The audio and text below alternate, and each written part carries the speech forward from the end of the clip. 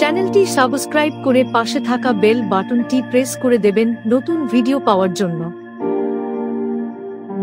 বিভিন্ন সোশ্যাল মিডিয়াতে আমাকে ফলো করতে পারেন, লিংক ডেসক্রিপশন বক্সে দেওয়া থাকবে। গোদাবরী নদী ভারতের দক্ষিণে অবস্থিত একটি গুরুত্বপূর্ণ নদী। এটি ভারতের দ্বিতীয় দীর্ঘতম নদী এবং দাক্ষিণাত্যের গঙ্গা নামে পরিচিত। নদীটি পশ্চিমঘাট পর্বতমালার ত্রম্বক, মহারাষ্ট্র থেকে উৎপন্ন হয়ে প্রায় 1465 কিলোমিটার পথ অতিক্রম করে বঙ্গোপসাগরে মিশেছে।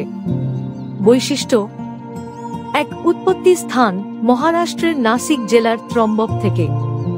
2, অববাহিকা। গোদাবরী নদীর অববাহিকা ভারতের বৃহত্তম অববাহিকাগুলোর মধ্যে একটি, যা মহারাষ্ট্র, তেলেঙ্গানা, অন্ধ্রপ্রদেশ, ছত্তিশগড় এবং ওড়িশা রাজ্যের অংশ জুড়ে রয়েছে। 3, উপনদী। প্রধান উপনদীগুলোর মধ্যে প্রভৃতি নদী রয়েছে: প্রভরা, মঞ্জিরা, ইন্দ্রাবতী, শবরী, পেঙ্গঙ্গা, ভূমিকা। 1, সেচ ও কৃষি। গোদাবরী নদীর জল কৃষির জন্য অত্যন্ত গুরুত্বপূর্ণ। এর মাধ্যমে শস্য চাষ এবং ফসল উৎপাদন সহজ হয়। 2, হাইড্রো পাওয়ার। নদীর উপর নির্মিত বাঁধ ও জলাধার বিদ্যুৎ উৎপাদনে সহায়ক। 3, সংস্কৃতি। গোদাবরী নদী হিন্দু ধর্মাবলম্বীদের কাছে পবিত্র।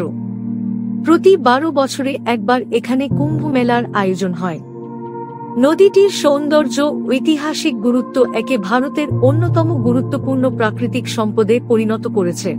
ভিডিওটি ভালো লাগলে লাইক করে শেয়ার করে দেবেন।